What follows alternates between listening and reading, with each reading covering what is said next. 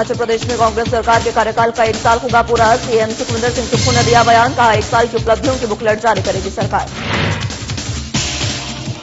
शिमला में बीजेपी प्रदेश अध्यक्ष राजीव बिंदल का सुक्खू सरकार पर निशाना, कहा विकास कार्यों को सरकार ने किया बंद, विफलताओं से भरा रहा सुक्खू सरकार का कार्यकाल। धर्मशाला में विधानसभा के शीतकालीन सत्र की तैयारियां शुरू, 19 से 23 दिसंबर तक होगा शीतकालीन सत्र। विधानसभा अध्यक्ष कुलदीप सिंह पठानिया ने दी जानकारी। सोलन के उपायुक्त कार्यालय में एपीएमसी का चुनाव हुआ संपन्न, रोशन ठाकुर को एपीएमसी सोलन का चुना गया अध्यक्ष। नवनिर्वाचित अध्यक्ष ने सीएम का जताया आभार। और नाहन में जनजातीय मुद्दे पर हाटी समिति ने किया प्रदर्शन, प्रदेश सरकार को 15 दिन का दिया अल्टीमेटम, सरकार के खिलाफ जमकर की नारेबाजी। नमस्कार, स्वागत है आप सभी का हमारे खास कार्यक्रम में और मैं हूं आपके साथ मुस्कान। तो चलिए खबरों का आगाज करते हैं। हिमाचल प्रदेश में कांग्रेस सरकार के कार्यकाल को 1 साल पूरा होने जा रहा है। इस अवसर पर सीएम सुखविंदर सिंह सुक्खू का बयान सामने आया है। उन्होंने कहा कि सरकार 1 साल की उपलब्धियों की बुकलेट जारी करेगी। वहीं राष्ट्रीय नेताओं को औपचारिक निमंत्रण देने सीएम सुक्खू दिल्ली जाएंगे। साथ ही सीएम तेलंगाना सरकार के शपथ ग्रहण में हिस्सा लेंगे। वहीं सीएम सुक्खू ने प्रतिभा सिंह के 1 साल के कार्यकाल पर दिए बयान पर कहा कि कल उन्होंने मीटिंग बुलाई है, ये छोटी मोटी बातें हैं, हम मिलजुल कर काम को कर रहे हैं।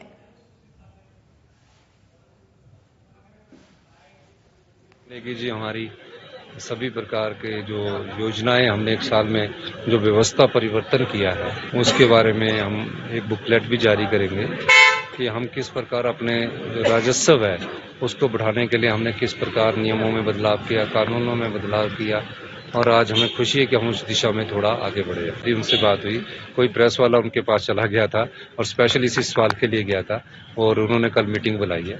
तो इसलिए छोटी छोटी बातें कुछ मीडिया के लोग भी हमारे शुभचिंतक हैं ना जो चाह जाते हैं, तो उस दृष्टिकोण से भी देखना पड़ता है।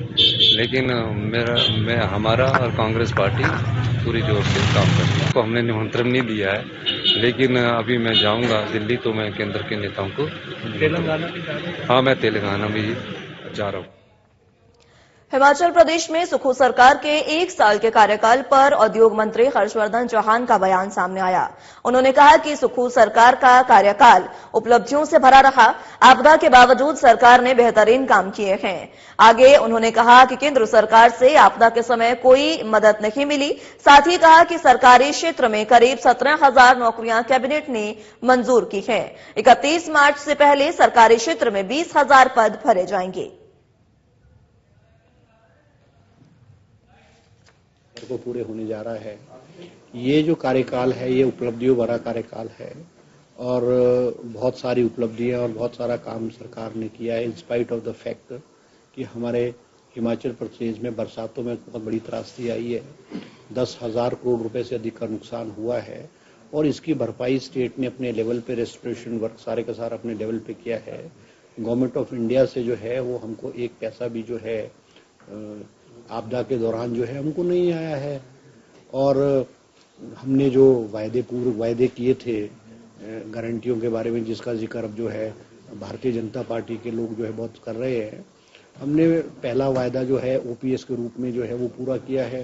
हिमाचल प्रदेश के 1,35,000 कर्मचारियों को ओल्ड पेंशन स्कीम लागू करके हमने अपना वादा पूरा किया है।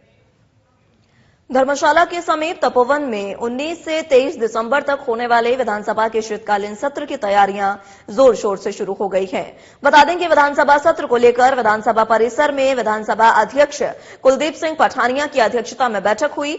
वहीं कुलदीप सिंह पठानिया ने कहा कि धर्मशाला परिसर में मानसून सत्र का आयोजन भी कर सकते हैं। इसका कारण है कि शिमला विधानसभा परिसर की रिपेयर का कार्य होना है। ऐसे में अगले साल अधिक बैठकें आयोजित करना प्रस्तावित है। इससे पहले जिला प्रशासन की टीम ने विधानसभा परिसर तपोवन में सुविधाओं का जायजा भी लिया गया। सत्र के दौरान वीरवार प्राइवेट एजेंडा का दिन रखा गया है। स्टार्ट प्रश्न 165 और अनस्टार्टेड 59 के अतिरिक्त नियम 130 के तहत 3 विषय अभी तक प्राप्त हुए हैं।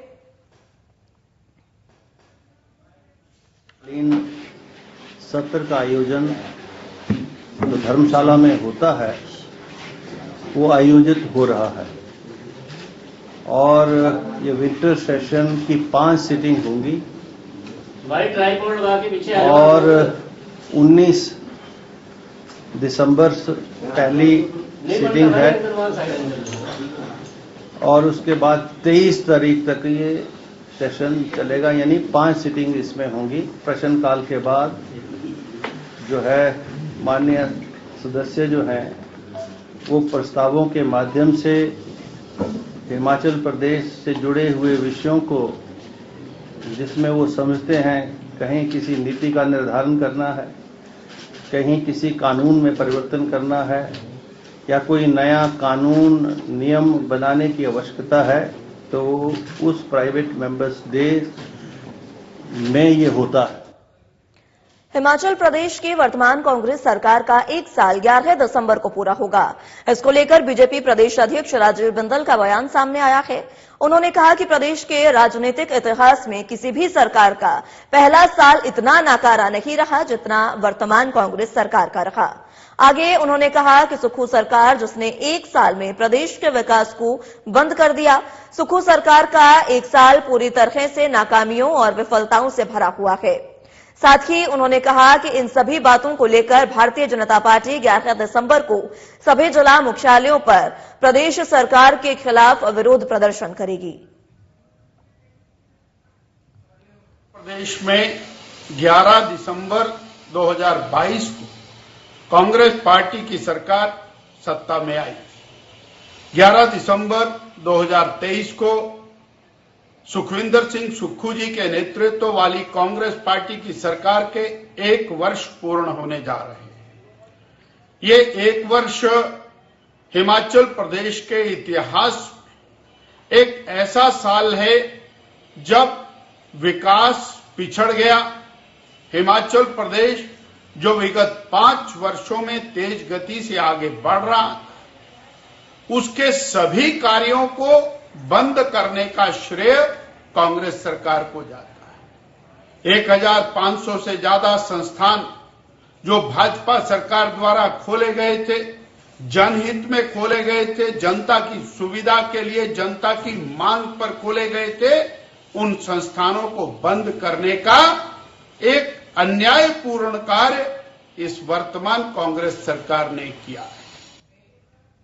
देश भर में बाबा साहेब डॉक्टर भीमराव अंबेडकर की पुण्यतिथि को महापरिनिर्वाण दिवस के रूप में मनाया गया। इस मौके पर राजधानी शिमला के चौड़ा मैदान में डॉक्टर अंबेडकर को श्रद्धांजलि दी गई।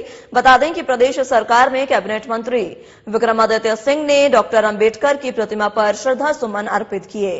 इसके अलावा शिमला से विधायक हरीश जनार्था, पूर्व सीपीआईएम विधायक राकेश सिंघा समेत कई अन्य गणमान्य भी उपस्थित रहे। वहीं इस मौके पर हिमाचल सरकार में कैबिनेट मंत्री विक्रमादित्य सिंह ने कहा कि आज हम बाबा साहेब डॉक्टर भीमराव अंबेडकर को उनकी पुण्यतिथि पर याद कर रहे हैं। आगे उन्होंने कहा कि इस देश के निर्माण में उनका महत्वपूर्ण योगदान है। साथ ही देश संचालन के लिए संविधान का निर्माण में भी उनका महत्वपूर्ण योगदान है। उन्होंने कहा कि संविधान समाज के सभी दलित, शोषित, पिछड़े और महिलाओं समेत सभी वर्गों के साथ हमें एकता और समानता के साथ आगे बढ़ाने की सीख देता है और प्रदेश की वर्तमान सरकार इन्हीं मूल्यों के ऊपर काम करते हुए आगे बढ़ने का काम कर रही है। बाबा भीमराव अंबेडकर जी की पुण्यतिथि पर हम उन्हें याद कर रहे हैं। उनके द्वारा जो इस देश को बनाने में और इस देश के संचालन के लिए जो संविधान का योगदान दिया गया है, जिसको बनाने में मैं कह सकता हूं कि he was one of the prime architects in the making of the constitution. ये हमारे लिए एक बहुत गर्व की बात है कि उन जैसा नेता ने इस देश का मार्गदर्शन एक समय पे किया। आज भी और आने वाली पुश्तों के लिए भी उनके द्वारा दिखाया हुआ रास्ता हम सब के लिए प्रेरणादायक। सोलन में रोशन ठाकुर को सर्वसम्मति से एपीएमसी सोलन का अध्यक्ष चुना गया है। आपको बता दें कि सोलन में एपीएमसी चुनाव आज उपायुक्त कार्यालय में संपन्न हो गए हैं। बता दें कि उपायुक्त मनमोहन शर्मा ने ये चुनाव प्रक्रिया पूर्ण करवाई। इस प्रक्रिया में रोशन ठाकुर को सर्वसम्मति से एपीएमसी सोलन का अध्यक्ष चुना गया। वहीं हमारे संवाददाता से बात करते हुए उपायुक्त मनमोहन शर्मा ने बताया कि सरकार की अधिसूचना के बाद सोलन एपीएमसी अध्यक्ष के चुनाव करवाए गए, जिसमें सर्वसम्मति से रोशन ठाकुर को अध्यक्ष चुना गया। वहीं एपीएमसी के नवनिर्वाचित अध्यक्ष रोशन ठाकुर ने बताया कि सरकार ने जो उन्हें जिम्मा सौंपा है उसके लिए वे मुख्यमंत्री सहित स्थानीय नेताओं का आभार व्यक्त करते हैं। वहीं किसानों बागवानों के लिए सब्जी मंडी में जो भी कमियां होंगी उसे पूर्ण करेंगे और अपने कर्तव्य का निर्वहन भलीभांति करेंगे। हमने जो निर्वाचित जो नॉमिनेटेड नॉन ऑफिशियल मेंबर्स है उनमें से एक को अध्यक्ष चुना जाना था। वो आज चुनाव 11 बजे निर्धारित किया गया था, जिसमें सभी जो मेंबर्स थे, जो नॉमिनेटेड मेंबर्स है, सबने भाग लिया और सर्वसम्मति से श्री रोशन ठाकुर को एपीएमसी सोलन का अध्यक्ष निर्वाचित कर लिया गया। आज मुझे जो एपीएमसी का चेयरमैन नियुक्त किया है, इसके लिए मैं सभी अपने जितने भी हमारे मेंबर्स अनऑफिशियली यहाँ पे सरकार ने भेजे थे उनका धन्यवाद करूंगा कि उन्होंने सर्वसम्मति से एक लाइन के प्रस्ताव में मुझे ये मौका दिया। और मैं धन्यवाद करूंगा प्रदेश के जो हमारे यशस्वी मुख्यमंत्री है सुखविंदर सिंह सुक्खू जी का, और जो जिम्मेवारी मुझे सुखविंदर सुक्खू जी ने दी है मार्केटिंग कमेटी के लिए, और जो उनकी सोच है किसानों के प्रति, उसको हम सभी सहयोग से मिलकर पूरा करेंगे। सिरमौर जिले के ट्रांसगिरी क्षेत्र के खाटे समुदाय को जनजाति का दर्जा प्रदान किया गया है, लेकिन अभी तक इसमें प्रदेश सरकार ने जनजाति प्रमाण पत्र बनाने को लेकर कार्य नहीं किया। प्रदेश सरकार ने केंद्र सरकार से इस अधिनियम में स्पष्टीकरण भी मांगा है, जिससे इस क्षेत्र के हाटी लोगों में गहरा रोष व्याप्त है और वो प्रदेश सरकार पर मामले को लटकाने का आरोप लगा रहे हैं। हाल ही में शिमला में इस विषय पर बैठक भी रखी गई थी, जिसमें जनजातीय मंत्री और उद्योग मंत्री भी शामिल थे। उसके बाद भी कोई समाधान नहीं हुआ। इसी को लेकर केंद्रीय हाटी समिति में नाहन में रोष प्रदर्शन किया। हम आह्वान करना चाहते हैं, बताना चाहते हैं कि आप उन मंत्रियों से पूछिए कि आपने खुद कोई लेटर किसी को दिया कि ये बिल्कुल ठीक है, बिल्कुल दुरुस्त है, और आज आप उसी के बारे में पूछ रहे हैं कि इसमें ये खामियां हैं। किस प्रकार का लॉजिक है, क्या ड्रामा है? हम ये जानना चाहते हैं सरकार से। आप लोग बुलाइए। हम चाहते थे कि मंत्री के सामने बैठे और उनको उनकी हर एक बात का जवाब दें। 2 तारीख को हमारे को ऊपर सचिवालय में बुलाया गया, सेक्रेटरीट में हमारे को बुलाया गया, और जब हमने बात की अपने आप एडमिट किया।